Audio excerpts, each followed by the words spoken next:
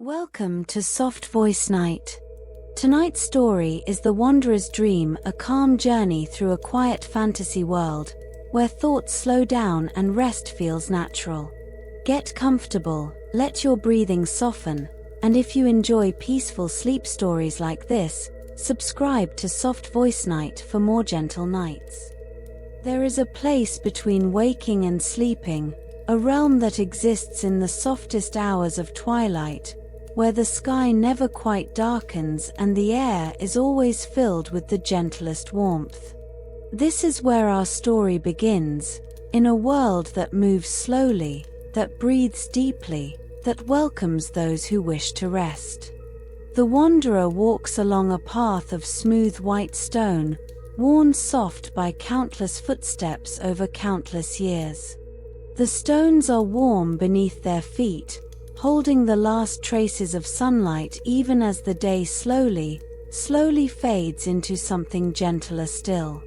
On either side of the path, tall grasses sway in a breeze so light it barely whispers, their silvery seed heads catching the amber glow of the descending sun. The wanderer moves without hurry, without purpose beyond the simple act of moving forward, one step and then another, each footfall soft and steady. The air smells of honey and distant rain, of flowers whose names have been forgotten but whose fragrance remains eternal. It is neither warm nor cool, but perfectly balanced, wrapping around the wanderer like the softest blanket, like the gentlest embrace. Above, the sky is painted in shades of rose and lavender, colors that blend and shift so gradually that it is impossible to say where one ends and another begins. A few early stars have begun to appear, faint and tender, glimmering like distant candles in a vast and peaceful room. The wanderer does not know where they came from, and they do not wonder about it. There is no need for such questions here. There is only the path, the soft evening air, and the gentle sound of their own breathing, slow and deep and calm. In this place, there is no past to remember and no future to consider. There is only this moment, stretching endlessly forward, each second a perfect echo of the last. As the wanderer continues along the path, the landscape around them begins to change, though so gradually that they barely notice the transformation. The grasses grow taller, their silvery heads becoming more luminous, catching light from some unseen source and holding it, glowing with a soft, pale radiance. The path curves gently to the left, following the contour of a low hill covered in the same glowing grass, and as the wanderer rounds this curve, they see the forest for the first time.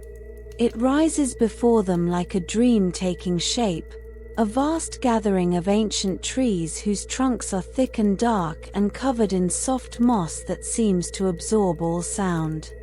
The trees are impossibly tall, their branches spreading wide and high, creating a canopy that filters the fading light into something even softer, even more gentle. Between the trees, small lights drift lazily through the air, tiny orbs of golden luminescence that float like dandelion seeds on an invisible current.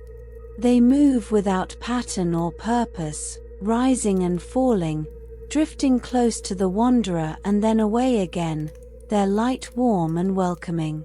The wanderer pauses at the forest's edge, not from hesitation but simply to breathe, to take in the sight before them, to let the peace of this place settle even more deeply into their bones. The floating lights cast gentle shadows that dance across the moss-covered ground, and somewhere in the distance, so far away it is barely audible, there is the sound of water moving slowly over smooth stones. The wanderer listens to this sound, lets it wash over them like a lullaby, and then continues forward, stepping from the white stone path onto the soft forest floor. The moss cushions each step, silent and yielding, and the air beneath the trees is even warmer than before, scented with earth and growing things, with the sweet decay of fallen leaves and the clean smell of bark and sap.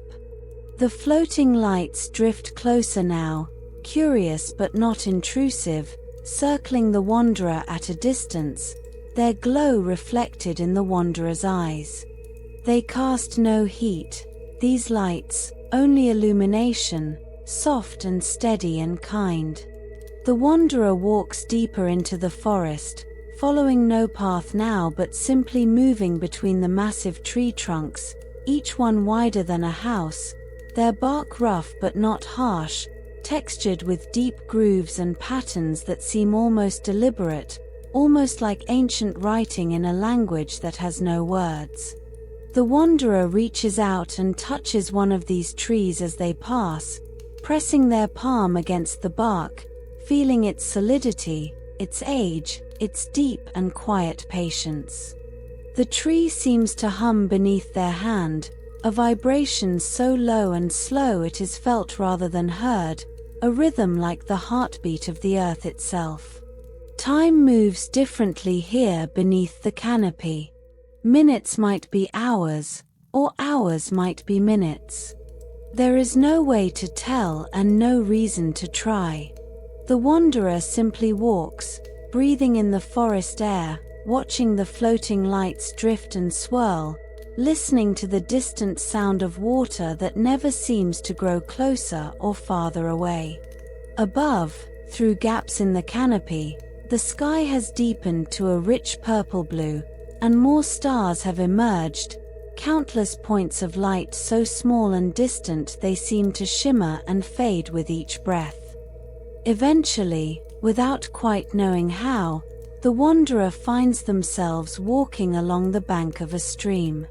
It flows through the forest like a ribbon of liquid silver, its surface perfectly smooth, reflecting the floating lights and the stars above in perfect stillness even as it moves. The water makes almost no sound, just the faintest whisper, a gentle murmur that blends with the soft rustling of leaves high overhead. The wanderer kneels beside this stream, gazing down into its crystalline depths, and sees smooth stones of every color arranged on its bed like a mosaic: amber and jade, rose and sapphire, each one glowing faintly with its own inner light. The wanderer cups their hands and lifts water from the stream, bringing it to their lips. It tastes of nothing and everything, cool and pure, and as they drink, they feel the last traces of any tension, any worry, any heaviness they might have carried, dissolving and flowing away downstream, carried gently away into the darkness where such things belong. They drink again, and then again, and with each sip, they feel lighter, more peaceful, more present in this eternal moment. Rising slowly, the wanderer continues along the stream bank, following its gentle curves deeper into the forest. The floating lights follow too, a small constellation of companionable glows, and the wanderer feels grateful for their presence without quite knowing why. The stream widens gradually, its banks growing softer, covered in moss and tiny flowers that glow faintly blue in the darkness, like stars that have fallen to earth and taken root. After a time that might be minutes or might be hours, the forest begins to thin, the massive trees growing farther apart, and the wanderer can see open sky ahead, vast and dark and filled with stars beyond counting. The stream flows toward this opening, and the wanderer follows, emerging from beneath the canopy into a meadow that stretches endlessly in all directions under the infinite night. The meadow is covered in long grass that reaches nearly to the wanderer's waist, each blade tipped with a tiny seed head that glows with soft silver light, and when the wanderer walks through this grass, the seeds release and float upward, rising slowly into the air like 1,000 tiny lanterns, drifting higher and higher until they disappear among the stars.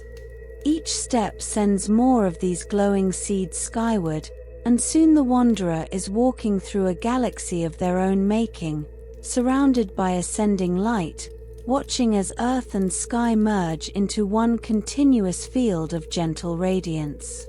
The stream continues through the meadow, and the wanderer continues beside it, moving through the glowing grass, breathing deeply, feeling the cool night air on their face and the soft grass brushing against their hands. The stars overhead are so numerous, so bright, that they cast their own illumination across the land, a silver glow that turns everything into shades of pearl and shadow. The wanderer looks up at these stars and feels no sense of smallness beneath their vastness, only a quiet belonging, a sense of being exactly where they are meant to be. Ahead, rising from the meadow like a dream materializing, stands a city of impossible beauty. It appears so gradually that the wanderer cannot say when they first noticed it, perhaps it was always there, and they are only now truly seeing it. The city floats above the meadow, suspended in the air without support or visible foundation, a collection of delicate towers and graceful bridges, of domed buildings and spiraling minarets, all constructed from some material that glows with a warm, honeyed light. Thousands upon thousands of lanterns hang in the air around the city, suspended on nothing, drifting in slow circles, their light reflecting off the buildings and the countless windows and the smooth surfaces of the floating architecture. The wanderer stands at the meadow's edge, gazing up at this floating city, and feels no surprise at its existence, no wonder at its impossibility. In this place, such things simply are, and that is enough. The stream continues forward, and as the wanderer watches, the water lifts gently from its bed and flows upward, a ribbon of silver rising into the air, flowing up toward the city in defiance of all earthly laws but in perfect harmony with the laws of this gentler realm. The wanderer follows the water's path, and finds that their own feet are no longer touching the ground.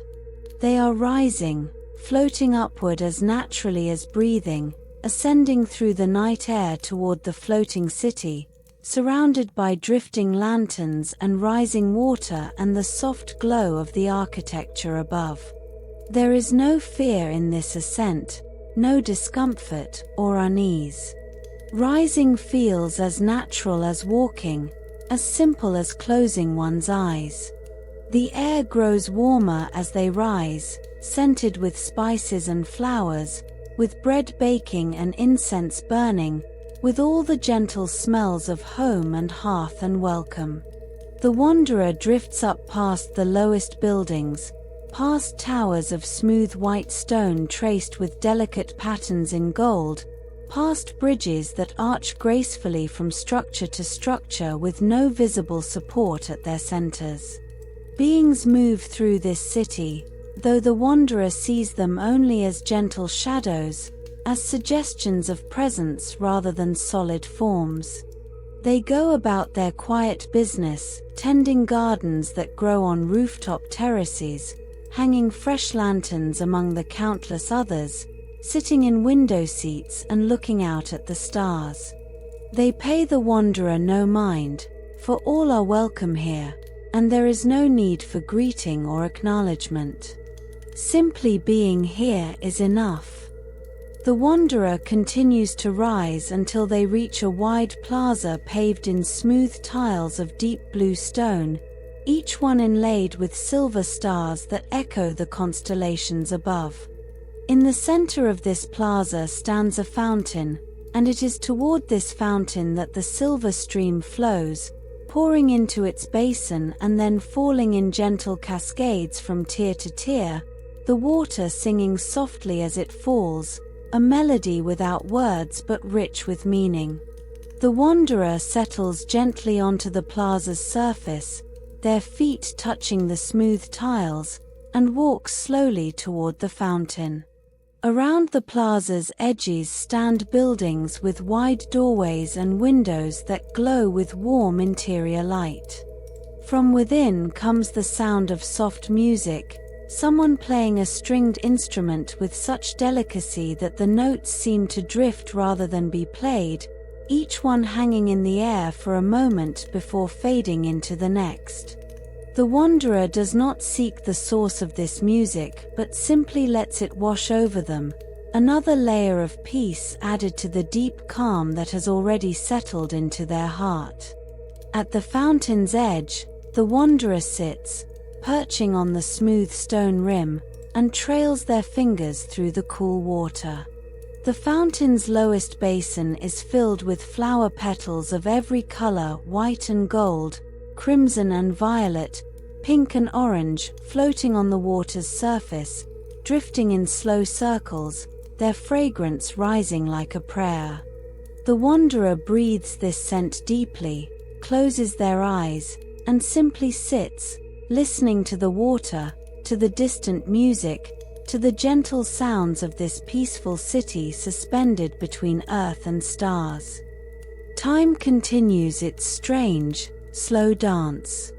The wanderer sits by the fountain, and the lanterns drift in their eternal circles, and the stars will slowly overhead in their ancient patterns.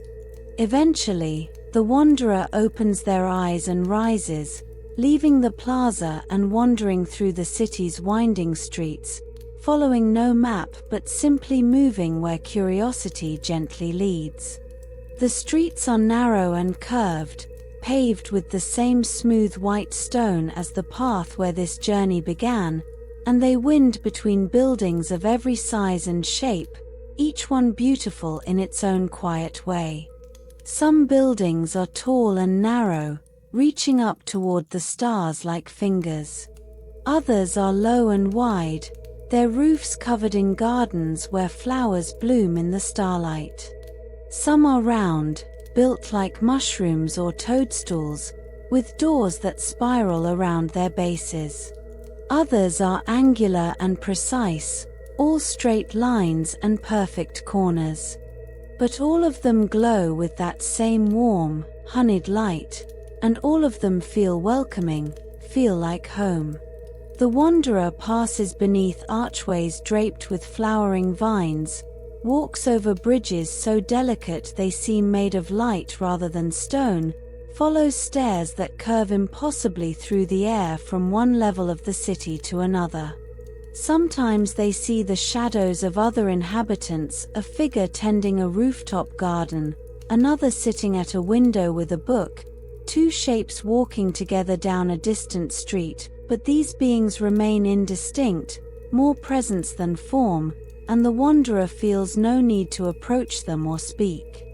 The silence here is not empty but full, rich with unspoken understanding and shared peace. Eventually, the wanderer finds themselves on a wide terrace at the city's edge, where the buildings give way to open space and the full glory of the night sky spreads endlessly above and before them. The meadow far below is a carpet of silver light, the forest beyond it a dark mass dotted with the golden glow of floating lights. The wanderer stands at the terrace's balustrade, hands resting on smooth stone, and simply looks out at this view, breathing slowly, feeling the night air cool and gentle on their skin.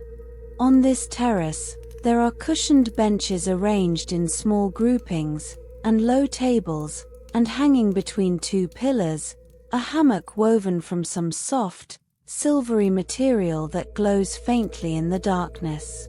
The wanderer moves to this hammock, tests its strength with one hand, and then carefully settles into it, lying back and letting the woven fabric cradle them, support them, hold them as gently as water holds a floating leaf.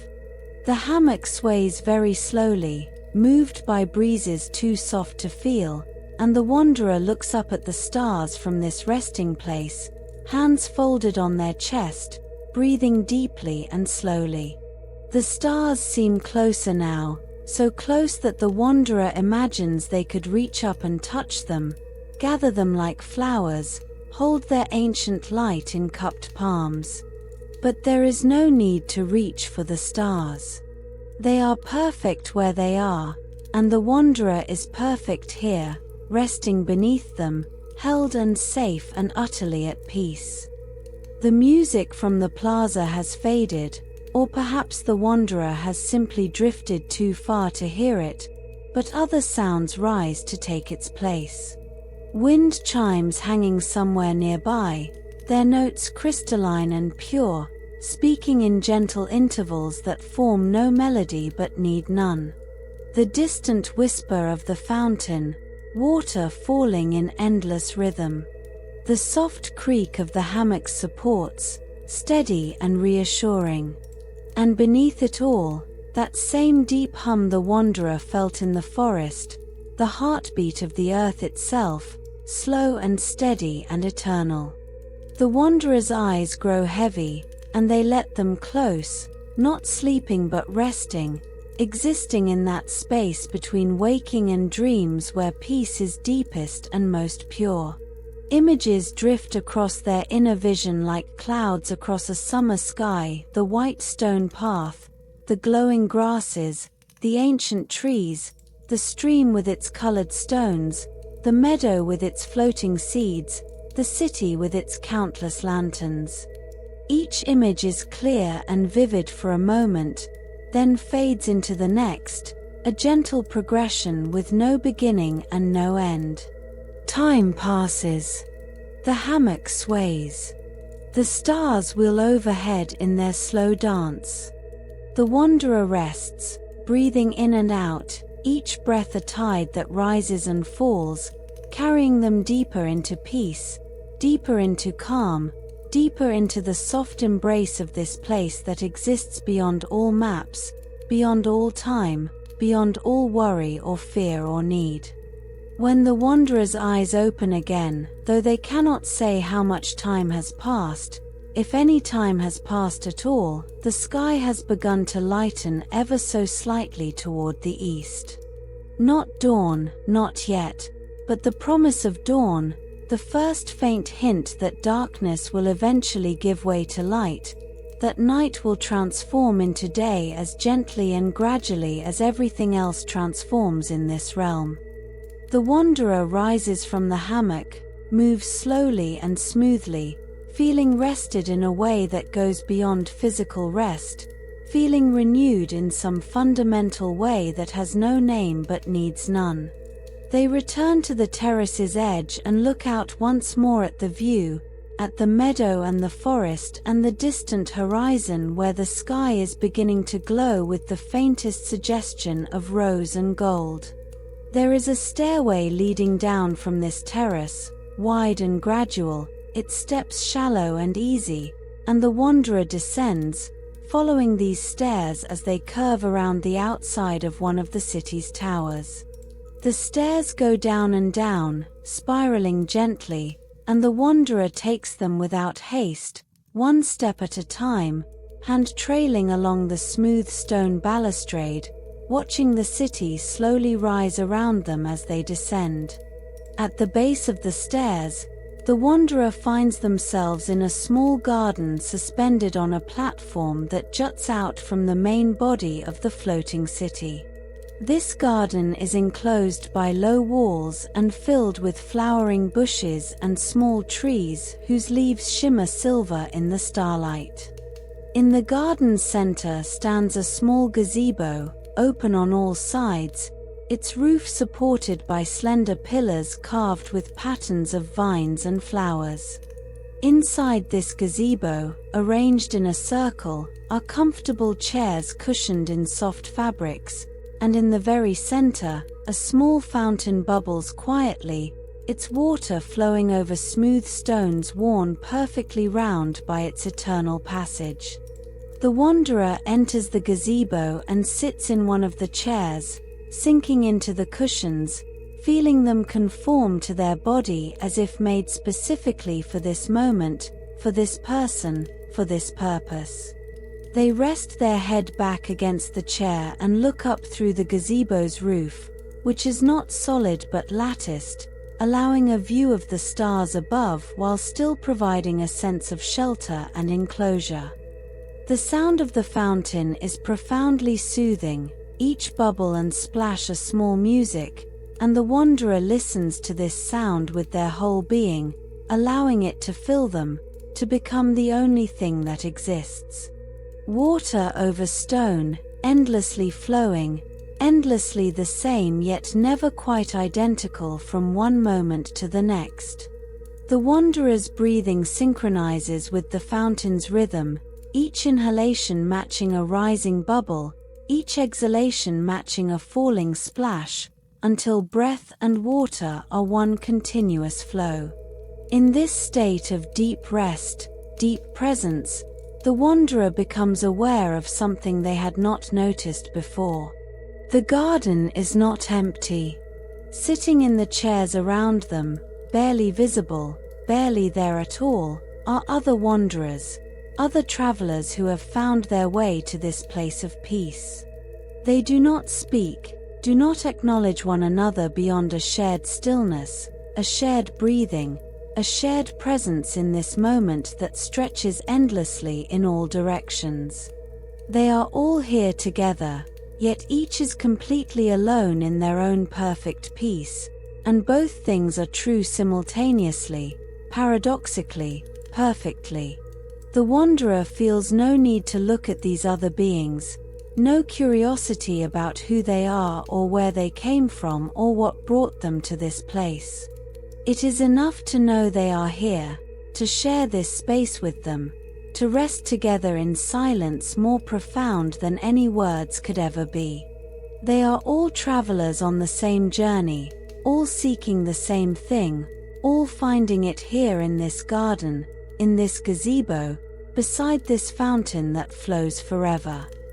The sky continues to lighten, almost imperceptibly, the darkness fading not into brightness but into a softer darkness, a gentler night.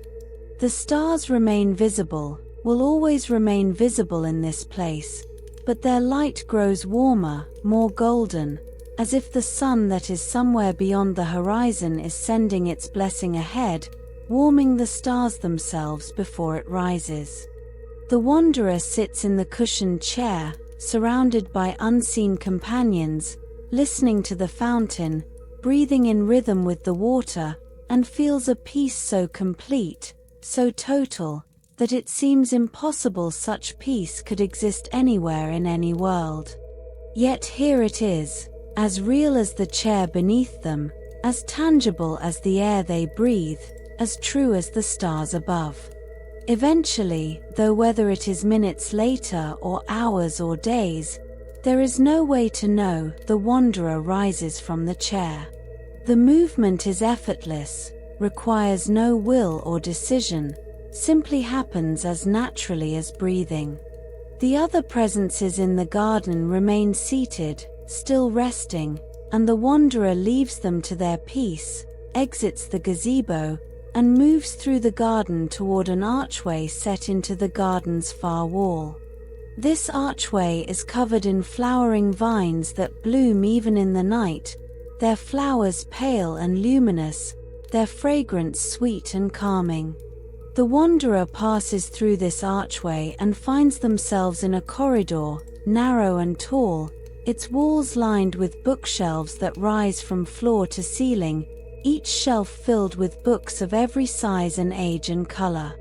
Lanterns hang at regular intervals along the corridor, providing just enough light to see by, and the air here smells of paper and leather and the particular dusty sweetness of old knowledge preserved.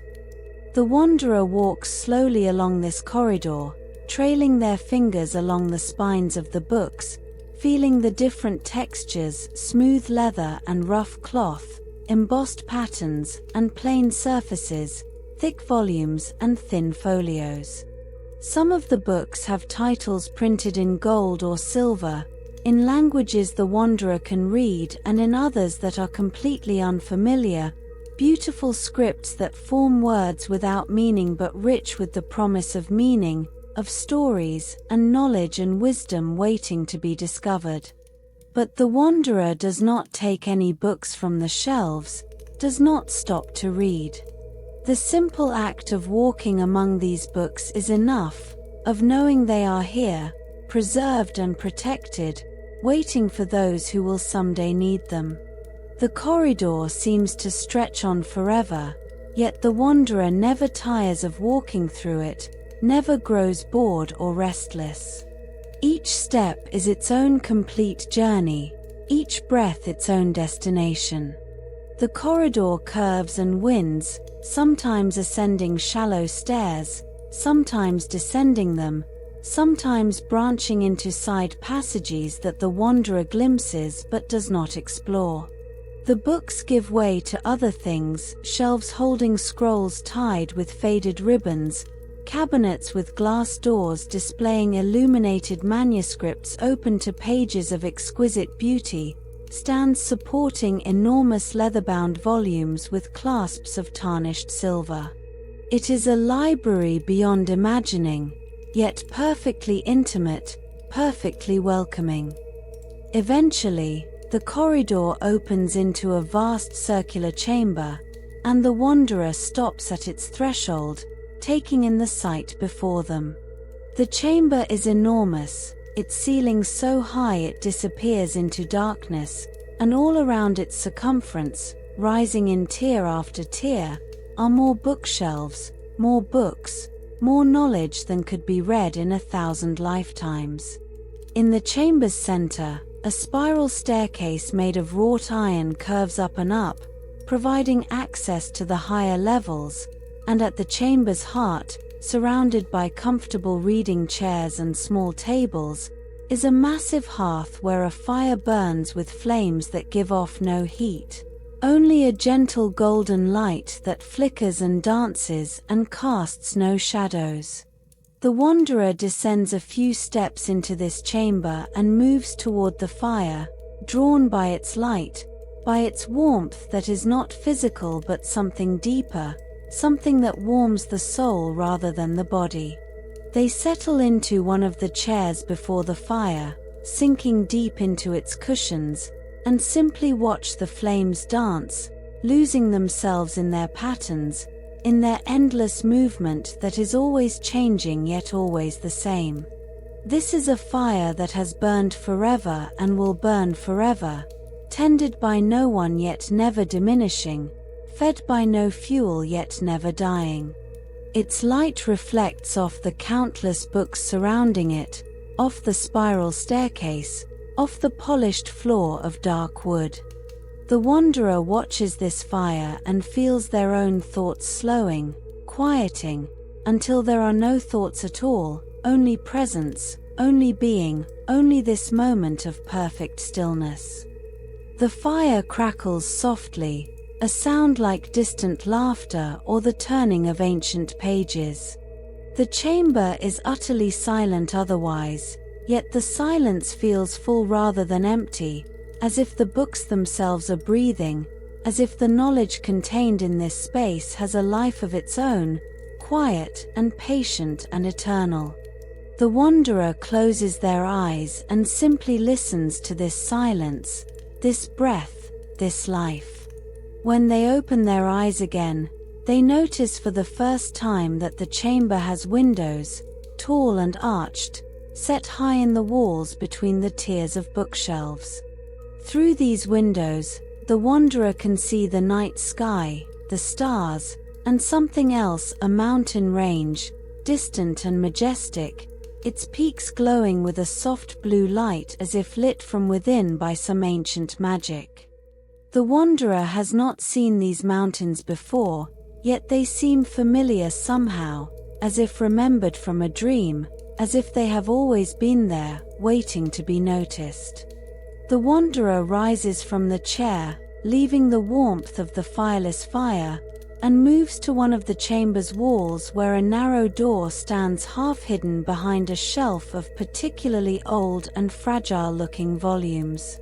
They open this door, which moves smoothly and silently on well-oiled hinges, and step through into cool night air and the sound of wind moving across stone. They are standing on a narrow balcony that extends from the side of what must be an immense tower, though the tower itself is invisible in the darkness above and below. The balcony's floor is smooth stone, and its balustrade is carved with intricate patterns that the wanderer's fingers trace absently as they look out at the view. The floating city is behind them now, though they can still see its glow reflected off low clouds, a warm light like a sunset that never ends. Before them, much closer than they appeared through the library's windows, stand the mountains. These mountains are not dark shapes against the sky but luminous presences, each peak glowing with that same soft blue light, a radiance that seems to come from deep within the stone itself. The mountains are steep and sharp-edged, their faces smooth and unmarked by vegetation or snow, rising in a series of dramatic peaks that reach toward the stars.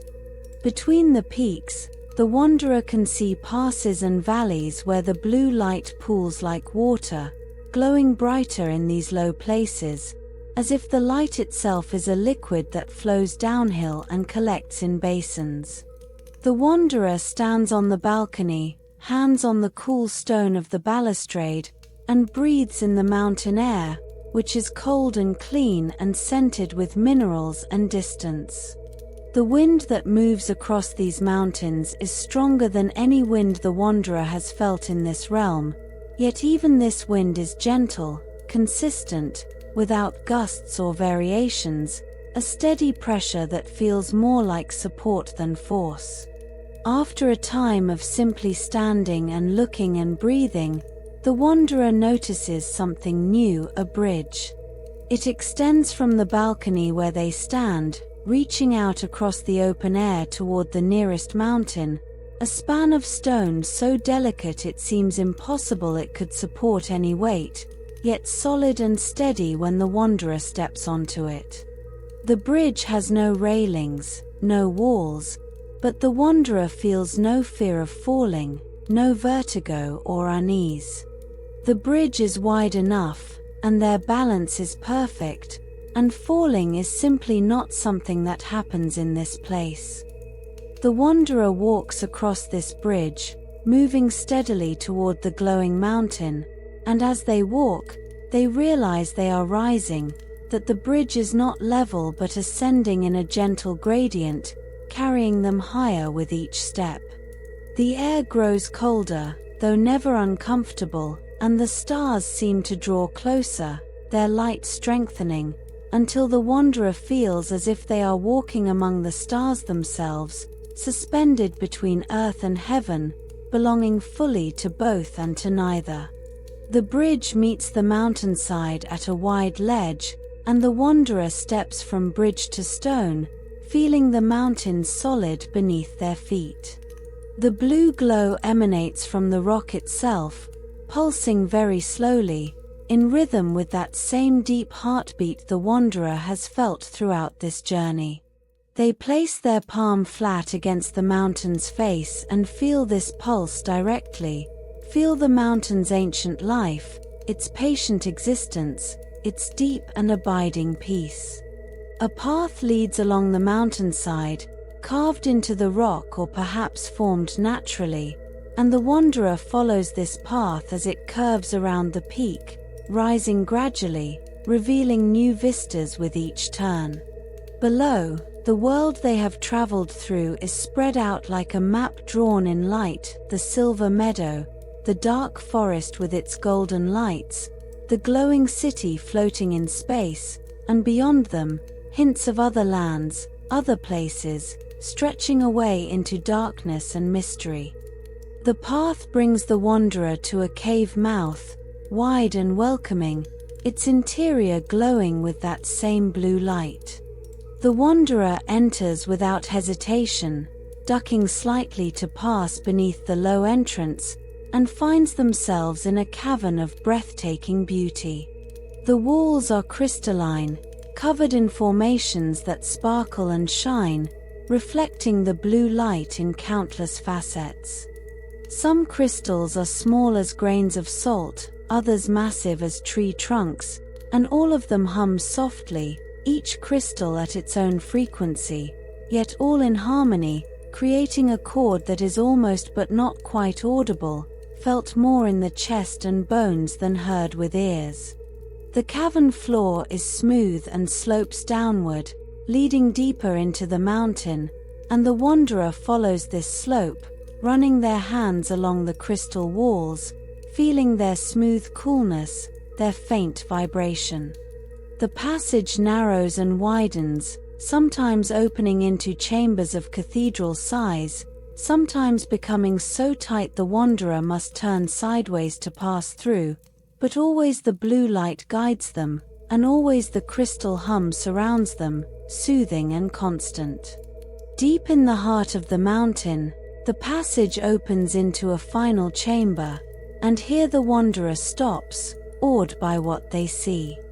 The chamber is perfectly round, its walls smooth and unmarked by crystals. In its center lies a pool of water, still and dark and deep, its surface like black glass.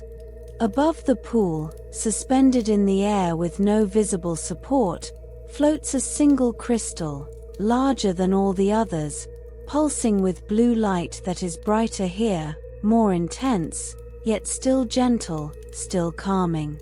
This crystal is the source of all the light in these mountains, the wanderer somehow knows, the heart from which the blue glow flows. The wanderer approaches the pool's edge and kneels on the smooth stone, looking down into the water. At first, they see nothing but darkness, but as their eyes adjust, they begin to perceive depths beyond measuring, spaces within the water that seem to contain entire worlds, entire universes, all existing simultaneously in this one small pool. Stars shine in these depths, and nebulae swirl, and galaxies turn in their slow dances, and the wanderer understands that they are looking not at a reflection of the sky above but at something else, something fundamental, some truth about the nature of reality that has no words but fills the heart with quiet wonder. The wanderer gazes into this pool for a time beyond time, and feels themselves expand, feels their consciousness spreading outward and downward, merging with the pool, with the crystal, with the mountain, with everything they have seen and experienced on this journey. They are the white stone path and the glowing grasses. They are the ancient trees and the floating lights. They are the stream with its colored stones and the meadow with its rising seeds. They are the floating city and its countless lanterns, the library and its endless books, the mountains and their blue glow. They are all of these things and none of them, everywhere and nowhere, everything and nothing. This dissolution of self is not frightening but profoundly restful, the ultimate letting go, the final release of all boundaries and definitions. The wanderer is no longer a separate being moving through this world but a part of the world itself, woven into its fabric, essential to its existence as it is essential to theirs. There is no distinction anymore between self and other, between observer and observed. There is only being, only presence, only this eternal moment of peace. And in this state of unity, the wanderer finally, completely, perfectly rests. The pool's surface ripples slightly, though no wind moves through this deep chamber. The floating crystal pulses its gentle blue light. The mountain breathes its slow, deep breath. And somewhere far above, beyond stone and earth and sky, the stars continue their eternal wheel, watching over all, blessing all, as they have since the beginning and will until the end of time. The wanderer rests. The world rests. All is peace. All is well. All is exactly as it should be, now and forever. Rest now.